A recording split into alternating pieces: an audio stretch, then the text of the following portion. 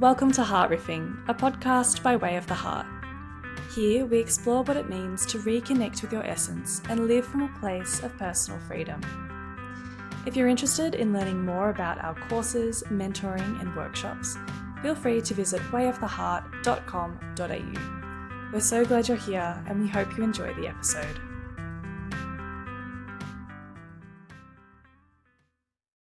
Hi and welcome back to Heart Riffing, a podcast by way of the heart. Today, this episode, I wanted to do it based on a comment that somebody left on our Spotify. So we love when you guys comment and ask us to do episodes on certain things. So I thought I'd address one of those today. The question was, can you do an episode on essence throughout life? I feel like we aren't static and are ever evolving. So how does essence flow with the natural changes we experience throughout life? Right. Yeah. And we talk about essence a lot. That's we talk about essence all the time. Yeah, it's kind of the core. It's our core thing. Yeah. It's our core thing. It's a good question. The answer would be no, we can't. No. No, we can. Of course this is a really short episode. We can and we will. Yeah. I think maybe it might be helpful to do a recap of a popular metaphor that we use, which is that of the river. And it's a very, very Taoist metaphor. But can we, I guess, recap that as a starting point to talk about essence and then go from there? Sure. So if we talked about essence, when we talk about essence, we're talking about one thing, and when we're talking about the river, we're talking about another thing. So the river, we use the river as a metaphor for life, for just the flow of life. And we say within the context of jumping in the river or flowing with the river, which a lot of people don't want to do because the river can be scary, right? And just jumping in the river and going with it. I mean, how irresponsible. Surely you would want to plan your way down the river or be in a good boat or a lot of people are sort of traumatized by the idea of a river. But we're not. We sort of say that river is a life. You never know what's around the next bend. It could be calm and gentle. It could be rough and rocky. It could turn into a rapid. There could be a waterfall. The river could be a million different things, and you can't predict what's around the next bend, whether it's just more gentle cruising or whether life starts to get exciting. So the river in that regard is actually a metaphor for life process. The seed is probably the closer metaphor to essence. The seed, which has kind of the invisible imprint of something upon it. So the seed of the orange plant, what will become the orange tree, the essence of orange treeness is already on the seed, and it gets put in the ground, it grows into a sapling, it's an orange tree. Sapling, it grows into a shrub, an orange tree, and then it becomes the orange tree and it starts to produce fruit. But the singular essence flows through all of that. So really our question is kind of in two parts. Okay. Our question in two parts is not essence is the river, because essence isn't the river. Essence is the process, that's the metaphor. And then how does that which is kind of being set before we were born, or how does that elemental aspect of who we are travel those various different courses? And of course it has to, because we travel those courses. Yeah. So I'd probably just draw a distinction between the two things. And then just observe that obviously, essence is with us in every embodied phase of our life. So, when you kids were little, the essence of who Jess was really obvious. You loved reading, you loved books, you loved stories. You loved your thought life. It was just always there. Today, if you said, what's the best day for you, you say, That's probably the same. very similar, right? Yeah. Still like give me a great book. Yeah. Give me a journal, a great book, and a coffee shop, and Happy days. I'm a happy unit. Yeah. Yeah. So what we see that essence does travel with us through all the different phases. Okay. Maybe the question would be, maybe another way to think about the question is, what happens to essence in the various different stages? Yeah. So probably that's where I would start. Yeah. I think in the earliest phases we're not aware. I think when we're a baby, and you can easily borrow from spiral dynamics or integral theory or any of these kind of developmental processes. But I think when we're a baby, we're not aware. Well, obviously, we're not aware of essence. Yeah. In fact, I don't think we're necessarily aware of essence until maybe late adolescence. Okay. I think a lot of the time we're just doing life, and I think the early part of our life is really about socialization. It's really about learning the ways of the world. What is it like to be in a family, or whatever your social condition is, whether you're in a family with siblings or maybe you're not, but what's it like to live with them, and what's your relationship like with your mum and dad, and what happens when you go to school. And a lot of that is, as we've said historically, a lot of that is about calibrating to things outside yourself. I think when you're a very little kid, you see little kids, I think developmentally maybe up until about 3 or 4, most of the time you go into a play school, like 3-year-olds and under are probably playing independently. Yeah. Yeah. And then, they get to late 3s, early 4s and 4s and 5s, they start to play with other kids, So you can see the essence of little kids really easy up until 3, 4, because it's all right there. Yeah. They're not a vibrant social creature at that point. They're still just doing their own thing. And there's lots you can tell about. There's lots you can observe from just looking at little kids and going, So then I guess this is funny. So we've made the distinction that essence is something that's separate from the river, that essence is, and we use the example of the orange tree, and that at some point you become aware of who you are, or at some point you become aware of your essence, right? And then you become aware of self. It's a really interesting conversation, because you don't actually become aware of essence, you become aware of self. Okay. And Martin Buber was really interesting in this, because the awareness of self is actually the perception of the other. So I become aware that I'm me. Yep. Because you're not me. So as you move into a social world and having a social life, say from 4 onwards, you start to realize that mummy's not you. She's not an extension of you. That daddy's not an extension of you. That your brothers and sisters, if you have them, are not extensions of you. They're other than you. So the awareness of what Buber would call the thou, or me, or the awareness of me comes when it becomes obvious that you're not me. And if you're not me, then what am I? And we don't necessarily at that age have the horsepower to go, let me examine my existential independent existence from you. We just become aware that you're not me. And then our concern turns to, well, how do I negotiate the world of others? So then we get really hardwired through all our early childhood and adolescence, calibrating to other forces outside of ourselves. This is what we've called in Way of the Heart our socialization. Got it. This process of I'm aware that I'm a thing, I'm a somebody or a something in a world of others, where the others are the bigger dynamic. The teachers at school, does my teacher like me? Am I a good boy or a bad boy? Like all of this stuff is getting downloaded at pace.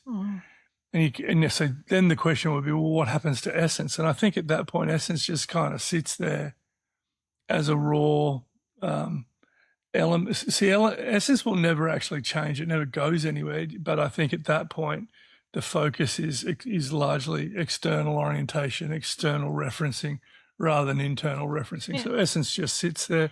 I think it drives a lot of natural process. As it kind of has to, right? I mean, I think that other people have written about this as the development of the ego and how that's an essential process. You need to develop an ego Well, yeah, of you some do. sort. Yeah, you do. I mean, I always just keep ego in the I always just keep ego in the space of ego is that part of us which is servicing existential needs. You know what I mean? So it's the projection, it's the persona that we're putting out there, and to some extent, a little bit of the development of the self is actually a development of how do I interact? How am I? What's a big part of how do I interact with the world? And what does it need me to be and what does it need me to do and all that sort of stuff. So, so I think that happens. And I think that happens right through into high school years, right into 18, 19, 20, And then at some point, you become aware of your essence. But because, like, regardless of whether you become aware or not, you are you the whole time. Yeah, like the 100%. orange tree is the orange tree the whole time. The orange tree doesn't know that it's an orange tree. Yeah. But it's still there. So your essence is gonna hang out regardless of whether or not you have the language to articulate what that is. So I guess if we round this back to the question of how do you go through life, or how do you embody change, or go through hardship, or go through the twists and the turns in the river, if we were to return back to that metaphor, and still maintain a grounding or an understanding of yourself or your essence? Well, I think it's interesting because I think you're right. I don't think essence doesn't necessarily go anywhere, but the scaffolding around essence probably changes. Like if you're lucky enough going through school, just say you're going through school and there's something about you which is naturally competitive and naturally, externally orientated. You're an outdoors kind of person. You're naturally sporty. You're naturally competitive.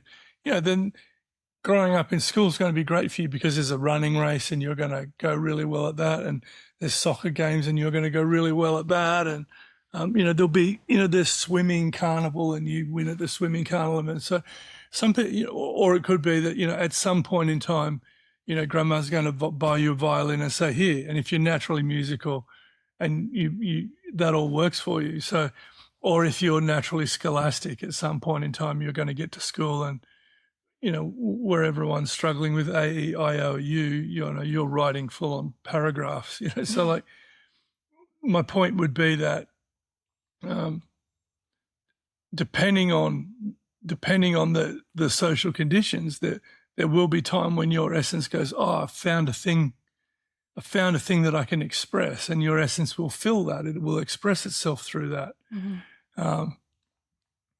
And some people find a lot of that really early, and there are a lot of the time they're people that really thrive. We see kids that, they're great at school. School is just this incredibly fulfilling, amazing kind of, everything's a win for me.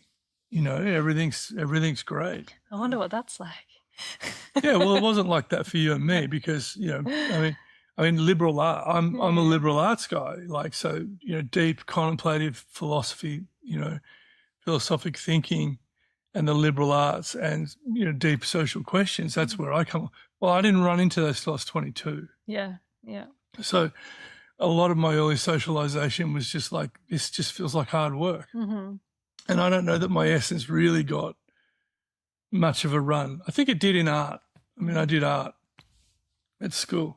And art was a creative place where I got to think about a concept and produce a concept and create something. And I think that was powerful. But so I think at different stages, there's going to be moments where your essence goes, oh yes, I definitely have freedom to express myself here. And at other stages, there's going to be like, no, I don't fit this. And so I think in the early phases of our life, even well into our teens and into our young adulthood, a lot of the time, we're just trying different things on to see whether they fit. Yeah. We're playing with modes of being and modes of relating, and everything from how you dress to, we're just trying to find something that's congruent, this is where I think there's really good words come in, something that's congruent, something that's resonant, something that is attuned. We're looking for that rhythm in life. And, and a lot of the time that looks like just putting on different personas and being different things, the goth, the surfy person, the hippie. You went through a hippie phase. I think that was pretty close, actually. And I think that's largely what happens. So by the time I think you're moving into being an adult, young adult, you've got a little bit of a sense of this fits for me. This feels like it's okay. Probably the one thing you can't do is you can't answer the question, what should you do? Yeah. Because and this is why I think asking people, so what do you do? What do you want to do? What's your purpose? I think is a completely ridiculous question. Yeah. Because if you haven't even really explored what it means to be you haven't even become comfortable being in your own body, in your own psyche, in your own personality DNA.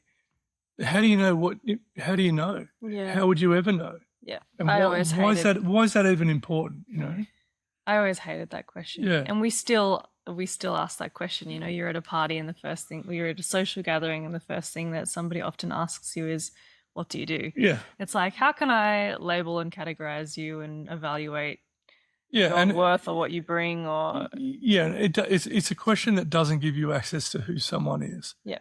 It gives you an access to, some functionality that they perform. It doesn't necessarily tell you much about their essence. And neither really should it, because I think it's hard to land on that. It's hard to go, I've road tested who I am and how I roll and what works for me and what environment I want to live in. There's so much we don't know in the early stages that I think it's hard to speak about it accurately. Okay, so I guess then if we were to, off the back of that, if we were to fast forward, you've hit your, I don't know, 20s-ish maybe, or you've hit a point where you feel like you know who you are, or kind of more about who you are. You're more comfortable in your body and in your psyche and in all of that.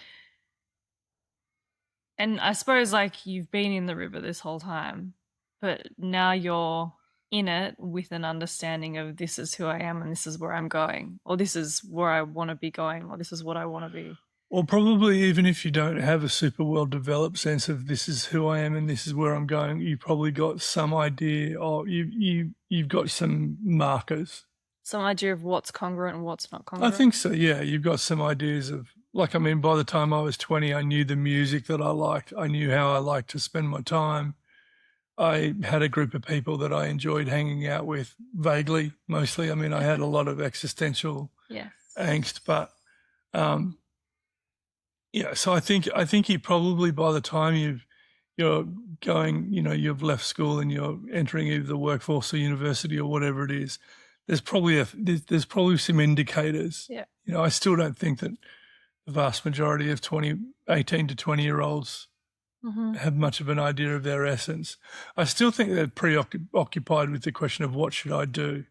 What should I be doing? Who am I going to be? What am I going to become? And so I think this is why we say there's no becoming, because essence is not something that becomes, it's something that unfolds, which maybe that feels like a becoming, but I don't think it is a becoming.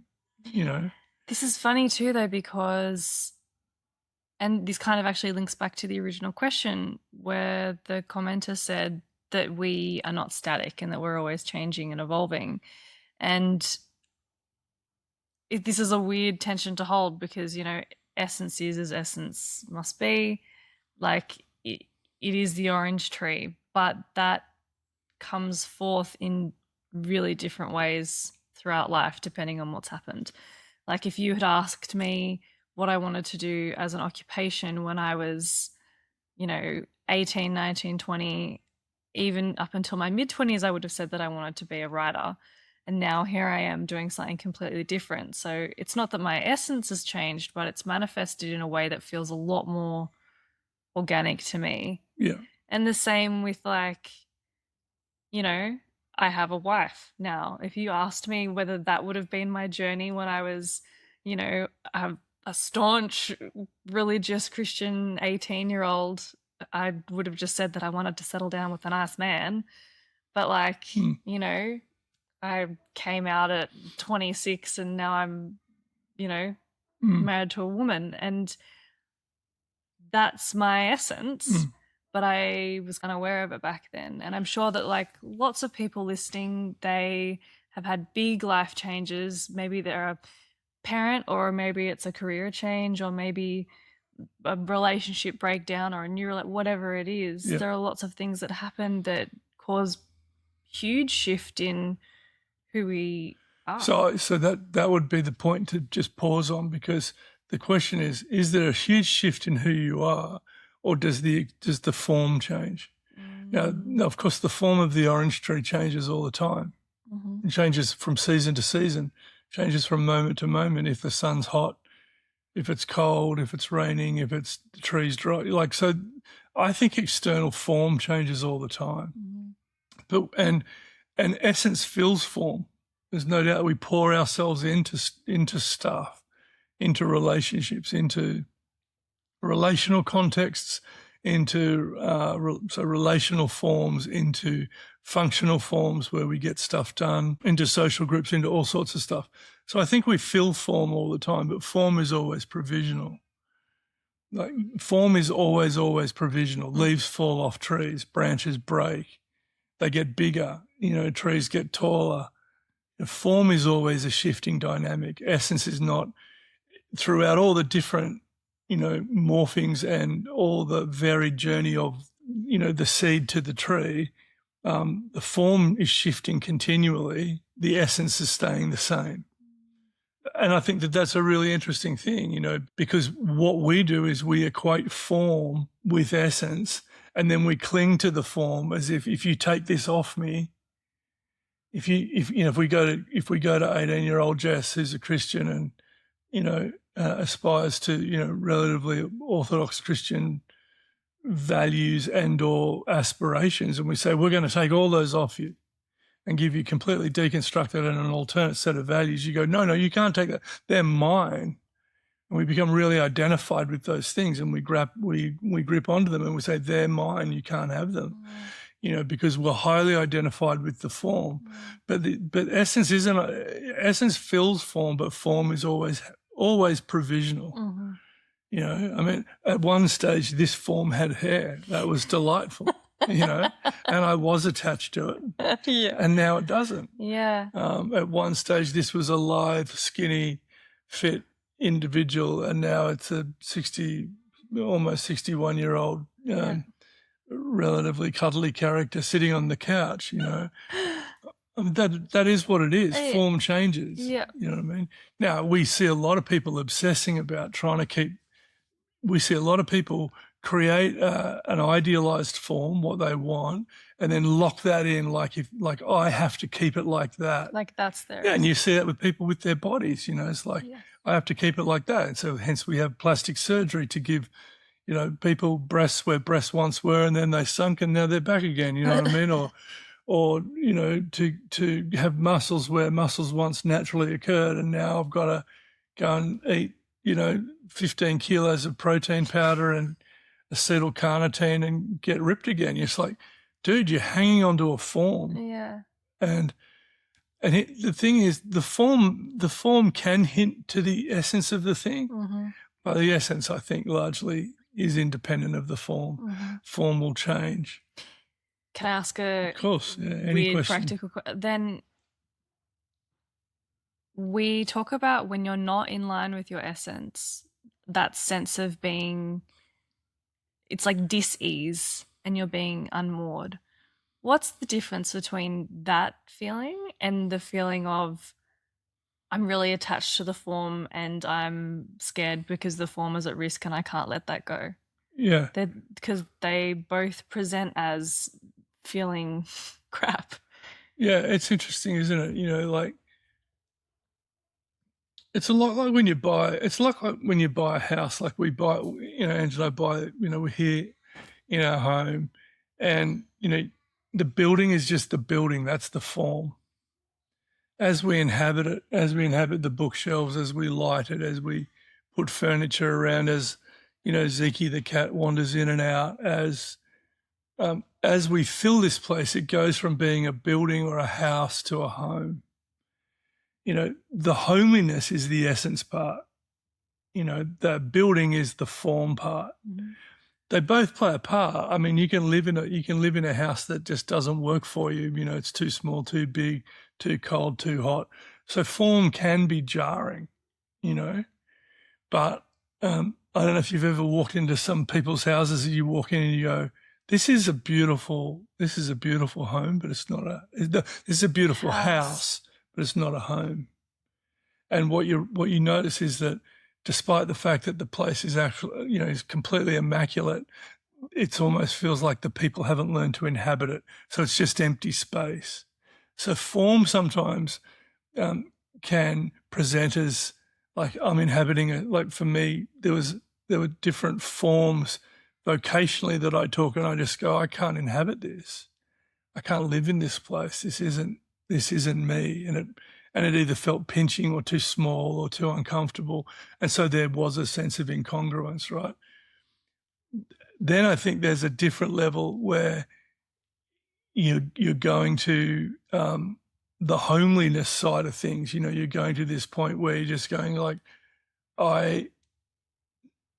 not only does the form not fit, but like I'm having to be something else to be in this place. Mm. You know what I mean? Yeah, like even when I was a Christian back in my teen years, I clung to it really tightly, right? Because that's what I thought my identity was. But I think there was always a sense of I'm performing, or there are certain rules that I have to adhere to, even if I don't agree with them or if I want to question them. Yeah. And so you cling on because you know it, it's known, and the rules are known, and the ins and outs are known, but it felt grating. Yeah, completely. Yeah. I had a funny story because every year we'd have to go, when I was in ministry, every year we'd have to go to these big retreats where everyone from around the country would come, and and there was one guy there whose dad had been the head of this Christian denomination, and he'd been in it since he was a little boy. Like a little boy, he was running around when he was a little kid, and now he was a grown man my age, and we were heading off to this conference together, and he sort of said to me, you don't seem that excited to be going to the conference. Mm-hmm. And I said, no. I'm not. These are the worst 3 days of my year. And he goes, why is that?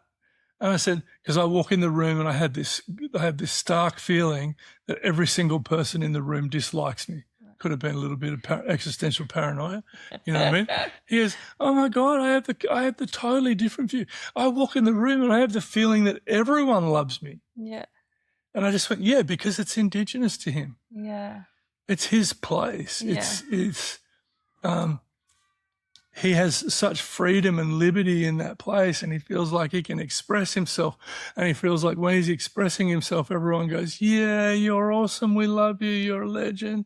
We've watched you, like he's nurtured. He's cared for. He's celebrated. I walk in the room and everyone goes, who are you? Yeah. And so for me, those events felt like, it felt like the house didn't fit and I couldn't make it a home even when I wanted to. Yeah. And it was really hard for me to show up, But that was his essence, or that was his home. He was able to embody that he was space able to do both. That was in line with him. Well, paradoxically, what I would do is there was a group of us that didn't really enjoy being there. So we'd go to the bottle shop and buy lovely bottles of New Zealand Pinot Noir, and we'd sneak out during the messages and we'd go down to a lookout and we'd drink Pinot. And speak until 1 or 2 o'clock in the evening, which is very essence, right? Yeah. So I would. So yes, a small group of people drinking a glass of wine and talking about cosmic issues. that's the happiest day of my life, Yeah, right? yeah, So, yeah.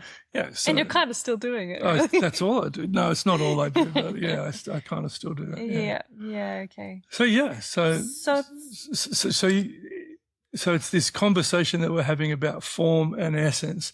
And essence feels a form. Sometimes the forms feel congruent. Sometimes they're attuned to who we are, and sometimes they're not. Sometimes you go to a school, like you went to a Christian school, and as you became more aware of who you are at the domain, at the level of essence, you go, these values, this school, the whole trajectory of this actually isn't me. Like I don't want to do that, and so you shift the form. Now you have much more congruent forms than what you did before. So I guess this kind of actually links back really well to the question. It says, how does essence flow with the natural changes we experience throughout life? So when we're talking about these changes that we're experiencing, they're a change in form, and that form is either something that you can fully embody as part of your who you as an expression of who you are, Yeah. or you can't fully embody it, and in which case what you it finds a way. Like, Well, I think in which case, I think we road test a lot of things. We road test a lot of ways of trying to inhabit the world, some of them work, some of them don't work. And I think maybe the big learning curve here is that whatever form we land on, and I think this is really helpful. This is a key value for me. Forms are always provisional. When you hold on to the form, you're missing the fact that form is animated by essence, right? And so when so like there was a time when I am where it's Bella and Bloss, and we're parents of little kids, and I'm daddy or dad, but you don't need that now. So if I'm holding on to that now, I'm holding on to something that you don't need. I'm holding on to, you don't need a daddy. You need a Bella. You need a peer, a friend, a confidant. You need someone to listen to you and respect you. So what you don't need is you don't need a controlling, over the top. Have you had your breakfast? What did you have for brekkie? Have you cleaned your room? Did you make your bed? It's like, dude, I can do all of that on my own. Yeah. So form is always provisional. Yes, my essence filled that role as being daddy for a while, and then it has to shift, and it has to shift, and it has to shift. And if I lock onto that and I hold onto that and I demand that everything conform to the rigidity of that moment in time, that form, then I cause an enormous amount of pain.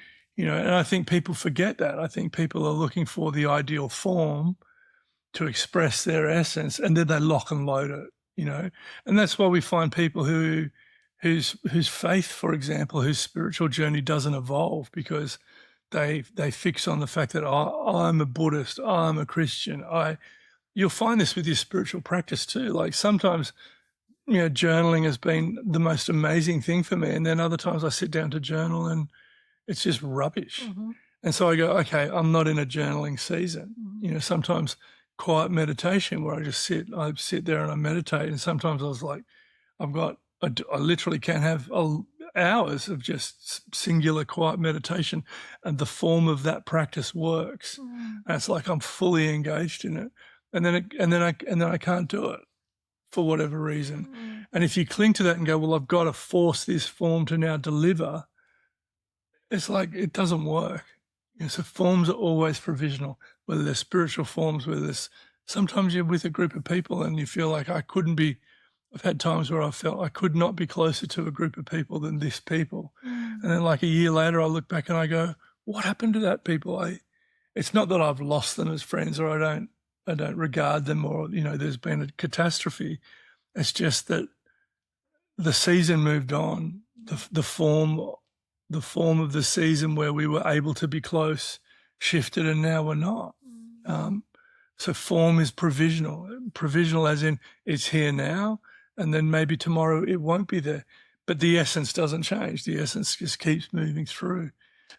That's the river analogy. So if you wanted to say The river is the momentary form, the point in time where you are on the river. Oh, there's that bank, there's that cliff, but you might pass that cliff and never come back to it again. Yeah. That's the form. You're flowing through different experiences of forms, different shapes, different ways where your essence is filling out something or feeling constricted, places where it can abide for a moment, places where it can't stay. So then in all of that, to stay grounded in your essence while you're going through those forms. Just to realize that essence is as essence must be. It's like you're okay. The forms are shifting, but you're not. Like it can feel like this. I said this to Ange yesterday. Something really big is happening that actually won't change anything. It's like something big's happening. Wow. What do you think's going to happen? Lots of, like, it's all changing. Wow. What'll that mean? Nothing. Won't mean anything. And that kind of ties in a real robustness into our life. Is it like, yeah, stuff can, lots of things. I can enter into more senior years in my life and grow old. And what will happen? Nothing. I'll be okay.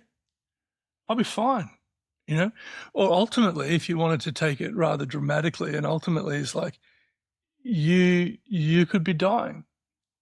And that's the ultimate challenge, right? Because we always have the perception that, your life is coming to an end. No, I'm going to lose this. I'm going to lose this form that I've been carrying around for however long. And essence or consciousness will pass on. And people go, into what form? I don't know what form. If I knew that, I'd be like a god, right? I'd be a demigod. But I don't know what form it's going to. I mean, other people want to be very, very confident and assured about what happens after your body passes away. I don't know, but again, it'll be a really big thing where nothing will actually happen. Yeah. That's my conviction. Mm-hmm. Do you know what I mean? And I think that's exactly the same all the way through life. Is really big stuff happens, but essence just keeps. Imagine the tree gets radically pruned, and it gets taken back to just a tiny shrub again. Like branches cut off everywhere, and you go, wow, what happened to the tree? And the essence of the tree goes, not much. I'm still an orange strip. Mm-hmm. I mean, I lost a lot of external form, but not much really shifted, right? So that becomes a really stable way to kind of view your life, and to be able to navigate the changing seasons. And we go around the bend, and it's a rapid. Yeah. When you get through the rapid, you'll still be who you are. And we're going to go off a waterfall. Yeah, it's going to be terrifying, Yeah, and then when we went over the waterfall, we're still here. Yeah. You're still here. It's okay. Mm-hmm. I'm going to lose that job. Yeah. Okay. Yeah, I'm going to lose that vocation. And that's what I said. Like when the first time I lost a vocation in my 40s, I felt like the world had come to an end. It's like, no, I mean, some people do that. I'm going to lose that marriage. This marriage, I'm going to leave this relationship. I'm going to lose my family. I'm going to lose everything. Yeah, you're going to lose the external form, but you'll be okay. Mm-hmm. Your essence will fill other forms. You'll create other intimacies. Mm-hmm. You'll create another place. If you're leaving a marriage and, and you're going to be a single parent with your kids, you'll create another dynamic there. It'll be okay. It'll have the same richness. It'll have the same depth. It'll have everything that you have. Mm-hmm. Will be there. Yeah. It'll be all right. And other things will get added to that. Mm-hmm. And then other things later on will get taken away from that. Yeah. I mean, it sounds a bit fatalistic, but that's just the way that I think about it. No, I mean, I think it sounds like in all of that, it's always good to return to you or to self. And I think it's funny because I can imagine listening to this and not being super familiar with essence. And I feel like a common question would be like, what happens if I don't know my essence or I don't know who I am? And I think that you kind of do. even if it exists beyond words. And I think that often I think that the deepest part of you does exist beyond words.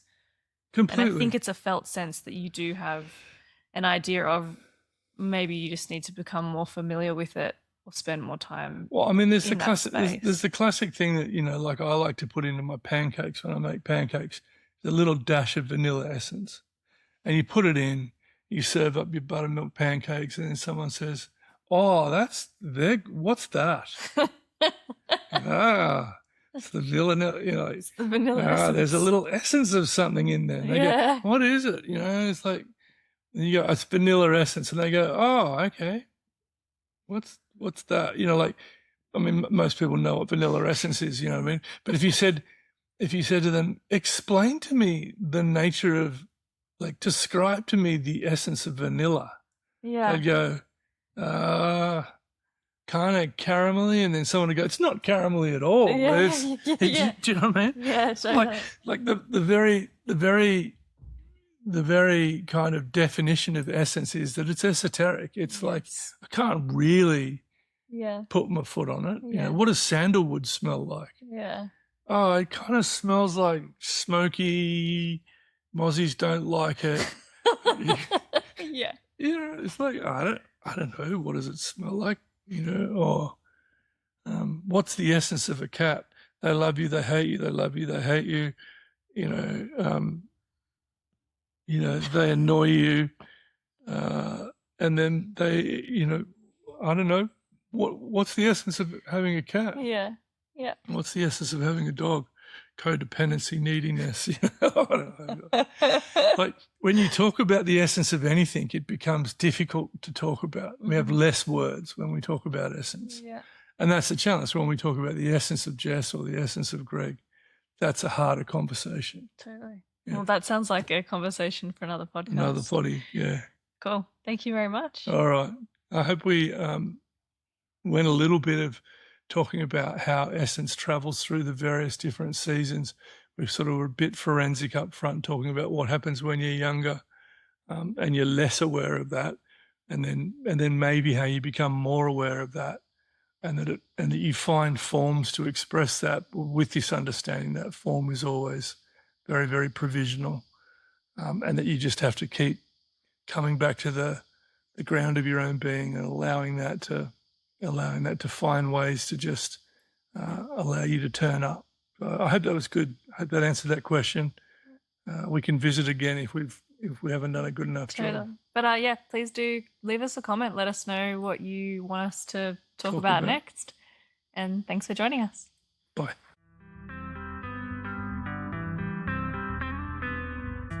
Thank you for listening to Heart Riffing. If today's conversation resonated, you can find more of our work, including courses, mentoring, and workshops, at www.wayoftheheart.com.au or on our Instagram, Way of the Heart Official.